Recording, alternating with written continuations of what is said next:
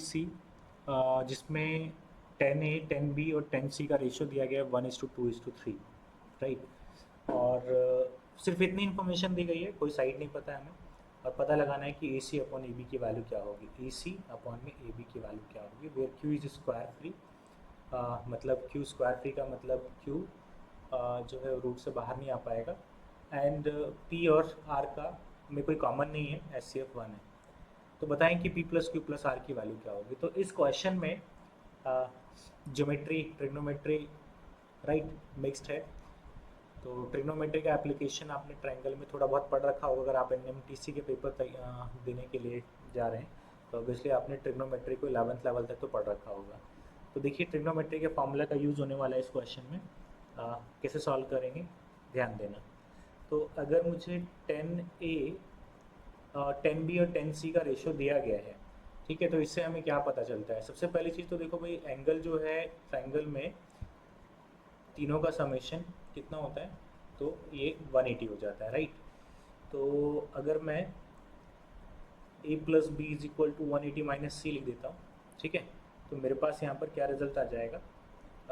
10B apply कर देता हूँ इसमें, 10A+B = कितना, 10 180 - C, ठीक है। तो ये क्या बनेगा, 10A + 10B एंड अपॉन में क्या बन जाएगा, 1 - 10A इंटू में कितना, 10B, और इज इक्वल टू 10 180 - C कितना हो जाएगा, तो ये हो जाएगा माइनस में 10C। तो ये रिजल्ट आ गया आपके पास 10A + 10B, एंड इसको जब मल्टीप्लाई करेंगे तो कितना आएगा, माइनस में 10C एंड प्लस में कितना आ जाएगा, 10A and 10B and 10C, right. तो देखो यहाँ से ना एक हमारे पास एक रिजल्ट आ जाता है 10A। IT के स्टूडेंट्स को रिजल्ट याद रहता है, 10A + 10B + 10C and is equals to कितना, 10A and 10B and 10C। यानी कि अगर बच्चों को रिजल्ट याद था तो इस इंफॉर्मेशन को देखते ही उन्हें समझ में आ गया कि हम लोग 10A 10B 10C के इस रेशो का इस्तेमाल इस मामले में कर सकते हैं। तो लेट अगर मैं 10A को कह देता हूँ कि ये x है, तो 10B कितना हो जाएगा, 2x हो जाएगा, और 10C कितना हो जाएगा, 3x हो जाएगा। और यहाँ से कितना आ जाएगा हमारे पास, x इंटू में 2x इंटू में 3x, ठीक है। तो ये कितना बन गया, 6x3, और यहाँ पे कितना बन गया हमारे पास, 3 + 2 5 + 1 6x आ गया हमारे पास। सॉल्व कर लेते हैं इसको, 6 कैंसिल हो गया। So x³ - x is equal to 0। It means x² - 1 = 0। तो यहाँ से तीन वैल्यू आ जाती हैं आपके पास, 0 1 और -1, राइट है।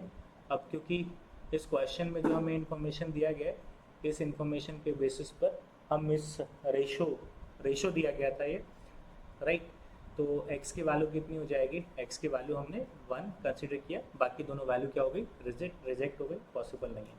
तो यहाँ से मेरे पास 10A की वैल्यू कितनी आ गई, तो 10A की वैल्यू मेरे पास 1 आ गई, और 10B की वैल्यू कितनी आ गई मेरे पास 2, एंड 10C की वैल्यू कितनी आ गई मेरे पास, 10C की वैल्यू आ गई राइट, कितनी, इट इज़ 3, ठीक है।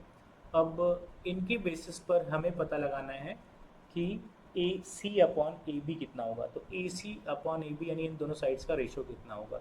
Sign law and cosine law आप लोगों ने पढ़ा होगा। तो sine law and cosine law, let's suppose ये एंगल A है, तो इसके सामने वाली साइड का लेंथ A, ये B और ये C।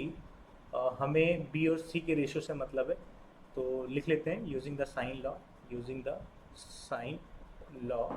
तो साइन लॉ के हेल्प से हम लोग क्या लिख सकते हैं, B अपॉन में sine B is equal to C upon में साइन C, राइट, ठीक है। हमें B और C से मतलब था, AC यानी कि B और AB यानी कि C, मतलब B अपॉन C का रेशियो निकालना था। तो यहाँ से B अपॉन C का रेशियो कितना आ जाएगा, साइन B अपॉन में साइन C आ जाएगा, राइट। अब देखो यार इसमें ना मतलब साइन B की वैल्यू कैसे निकालेंगे, तो वो बिल्कुल इजीली निकाल सकते हो। 10B पता है तो साइन B भी निकाल सकते हो, 10C पता है तो साइन C निकाल सकते हो। सिंपल ट्रायंगल बना लो भाई। तो 10B इज इक्वल टू कितना दे रखा है, 2 दे रखा है। ये ट्रायंगल बना लिया हमने। ये कितना हो गया, 2:1, तो ये कितना हो गया हमारे पास, √5, है ना। ये कितना हो गया हमारे पास, √5। तो साइन B की वैल्यू कितनी हो जाएगी, तो 2 अपॉन में √5। इसी प्रकार से 10C की वैल्यू 3 दी गई है, यानी 3:1, तो ये कितना हो जाएगा, रूट में 10 हो जाएगा।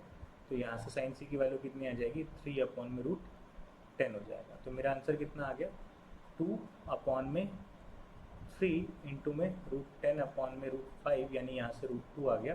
सो फाइनली आंसर आ गया हमारे पास 2√2 कितना 3। अब देखिए इस क्वेश्चन को हम लोग कंपेयर कर लेते हैं जो कि दिया गया था।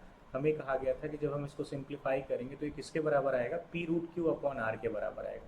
तो P√Q/R, तो यहाँ से P की वैल्यू कितनी मिल गई, तो P की वैल्यू में 2 मिल गई है, Q की वैल्यू कितनी मिल गई 2 एंड R की वैल्यू कितनी मिल गई 3। कंडीशन देख सकते हैं, इसमें कंडीशन में दिया गया था P और R में कुछ कॉमन नहीं होना चाहिए, तो डेफिनेटली P और R में कुछ कॉमन नहीं है और Q स्क्वायर फ्री होना चाहिए, परफेक्ट स्क्वायर नहीं होना चाहिए, तो ये भी यहाँ पर 2 लिखा हुआ है।